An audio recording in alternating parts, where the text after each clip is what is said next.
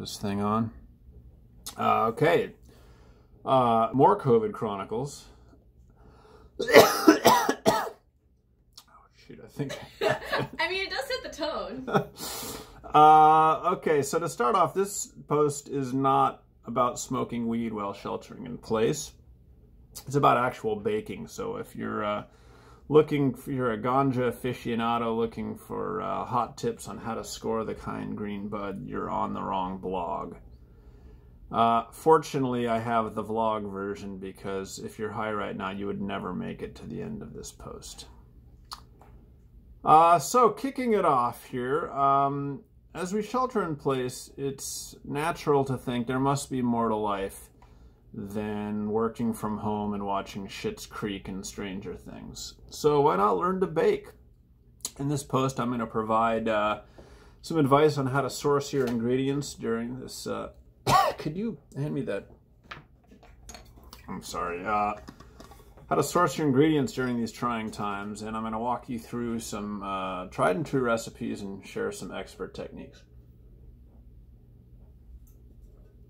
So first off, stocking your pantry.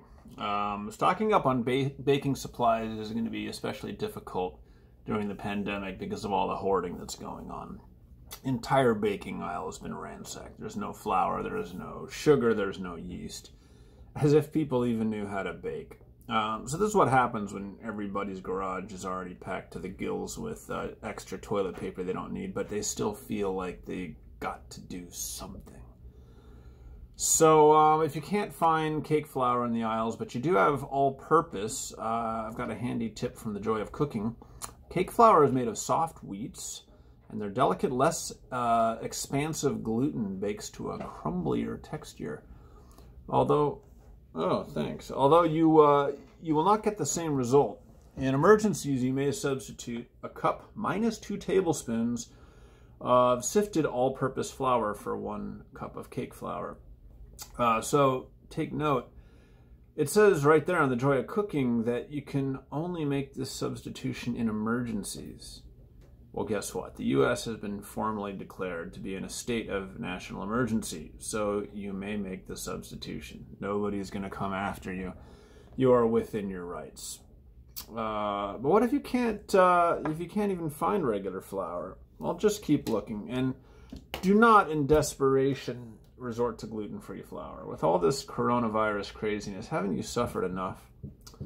Now, finding unsalted butter is going to be a particular challenge. So you have 2 options beyond showing up within a couple of minutes of the store's dairy delivery.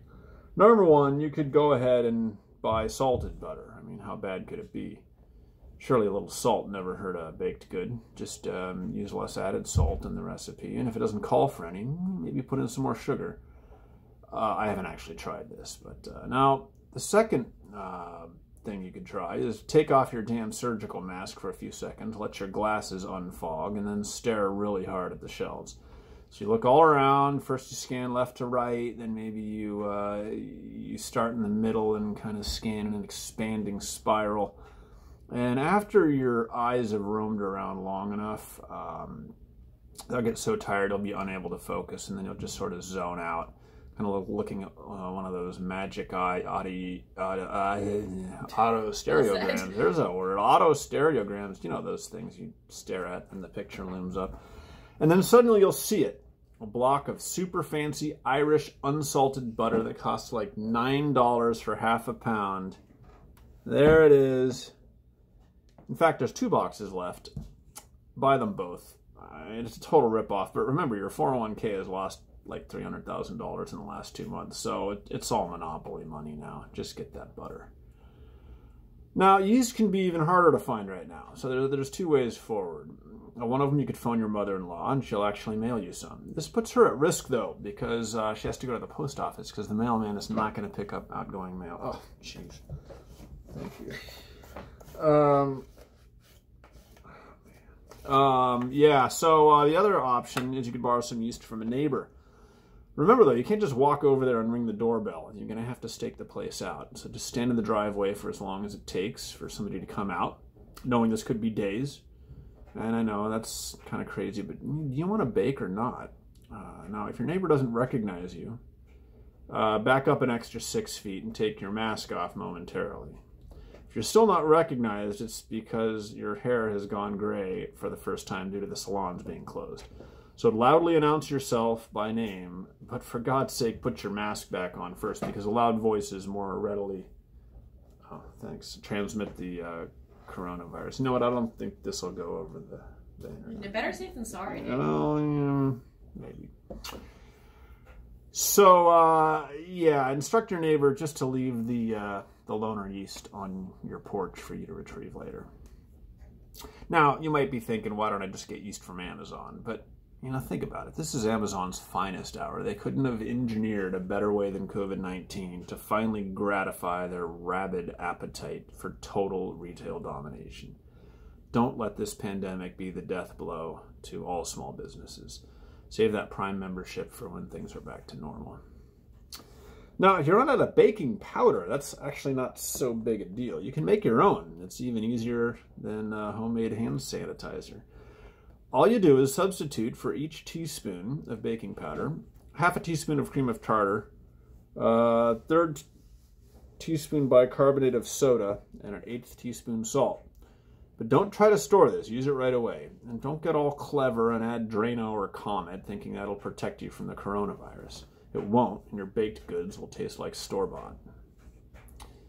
Okay, enough about ingredient sourcing. It's time to explore some classic recipes. Golden layer cake is the first one. So you're going to need 2 cups of cake flour. Remember, subtract a couple teaspoons if you're using all-purpose instead.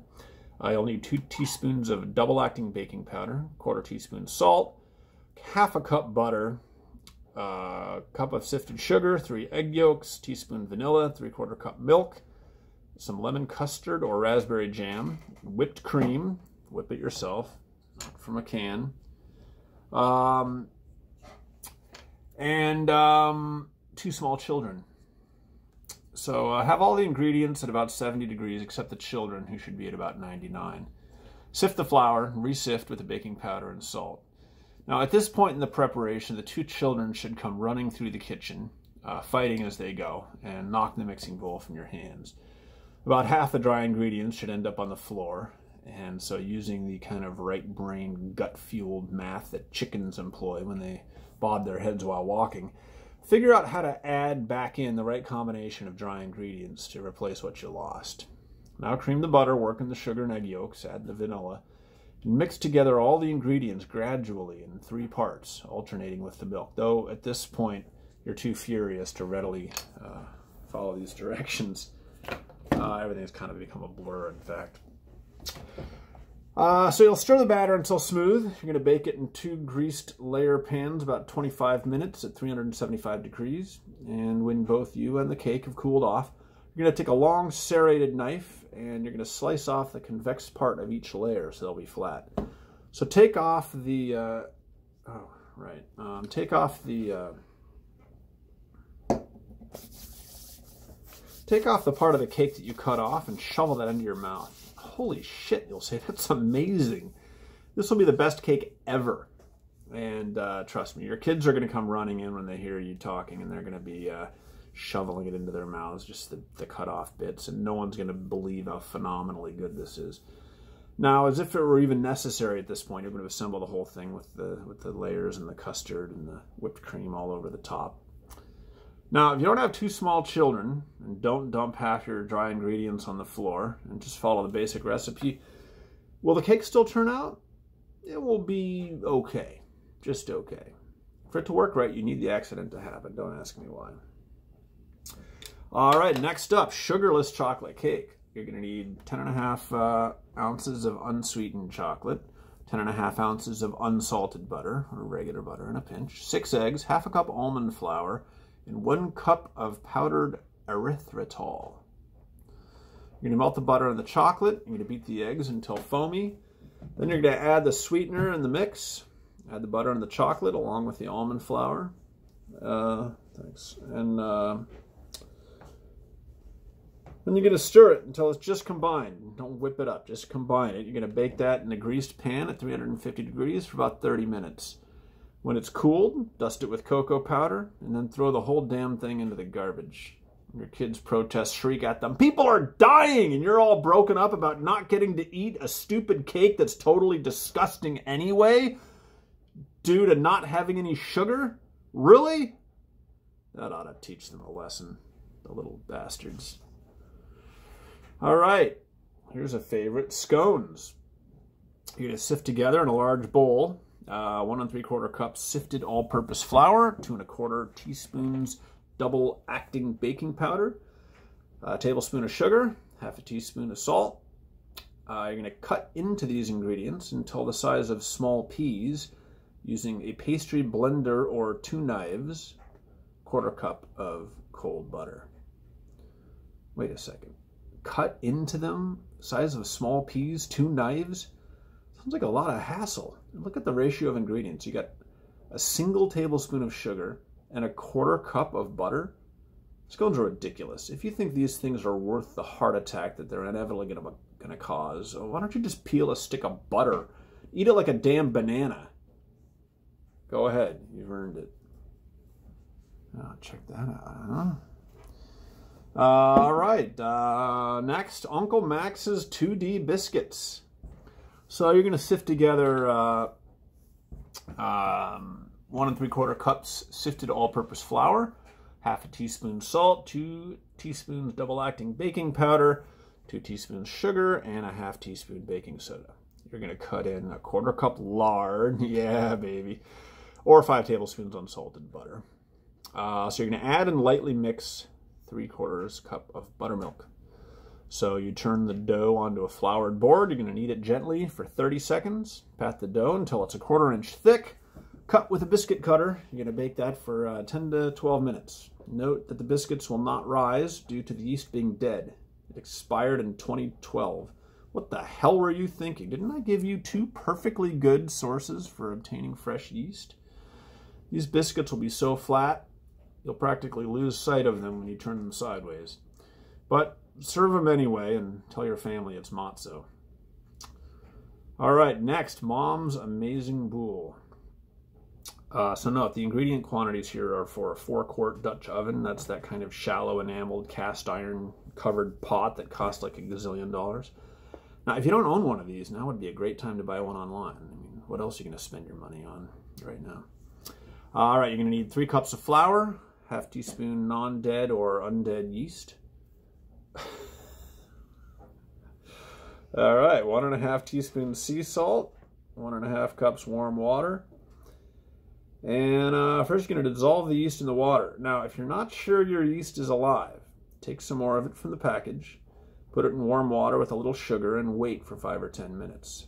It should get all bubbly. This is called proofing. Now, if it doesn't bubble up, your yeast is dead. Damn it, how can you let this happen again? Go back to the earlier step of hustling up fresh yeast wherever you can. Then combine the dry ingredients and add the water yeast solution and combine well. Cover that with plastic wrap and a damp towel. Let that sit at room temperature for 18 to 24 hours. Now, heat the oven to 450. Place the Dutch oven with the lid in the actual oven to heat up. You're going to transfer the dough to a floured surface. It will be almost sticky and form it into a round boule. Use as little flour as possible. Now you're going to place this on a piece of parchment strewn with coarse cornmeal. Now when the Dutch oven is hot, after about half an hour, take it out carefully using a proper pot holder that your mom sewed, not one of those stupid knitted ones you bought at the middle school craft fair, because with that knitted kind, your thumb is going to go right through it.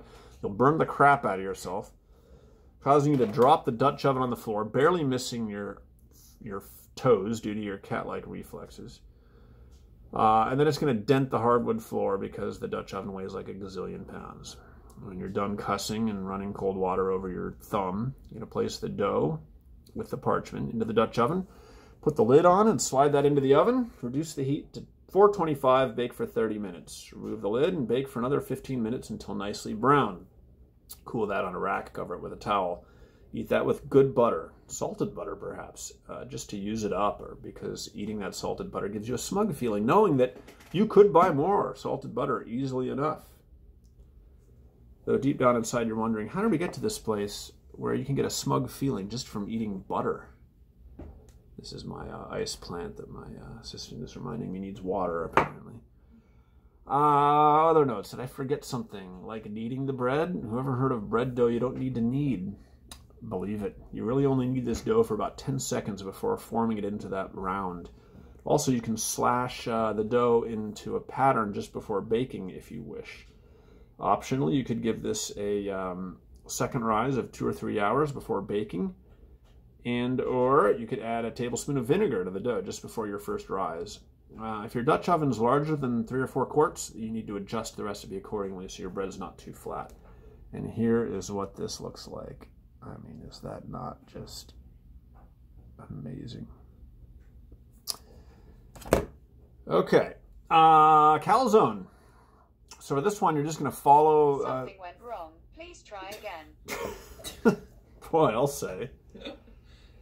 Okay, so follow the instructions for your favorite pizza recipe, except that when it's time to move the unbaked pizza from the cutting board to the heated pizza stone, you're going to fumble it completely so that it no longer even remotely resembles a disc. It's going to be more like a deflated basketball in shape.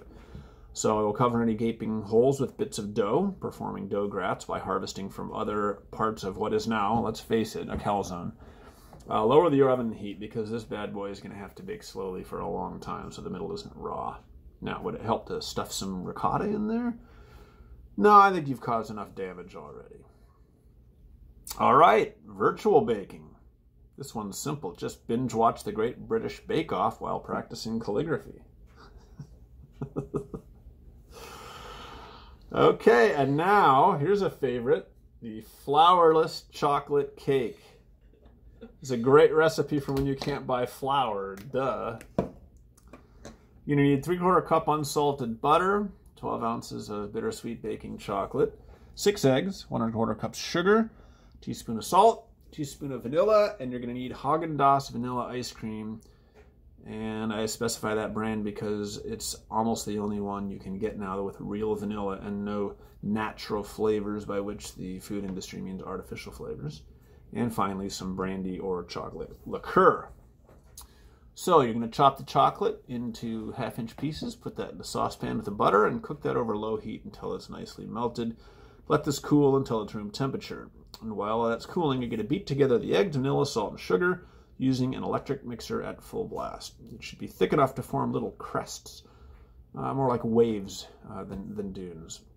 Gently mix that with the chocolate mixture, but don't overdo it. Now you're going to pour that into darling little ramekins that you've buttered generously. Going to bake that for about 20 minutes, so be sure to test the mini cakes for doneness by putting a fork in them. If the fork comes out clean, then it's time to take them out of the oven and serve them warm with the vanilla ice cream. Now, actually, you baked those little cakelets way too long, and they've turned into little hockey pucks. You know you've failed when... you know you've failed when your children are just picking at these little cake things, or they're trying to pry them out of the little ramekins and bury them under their napkins.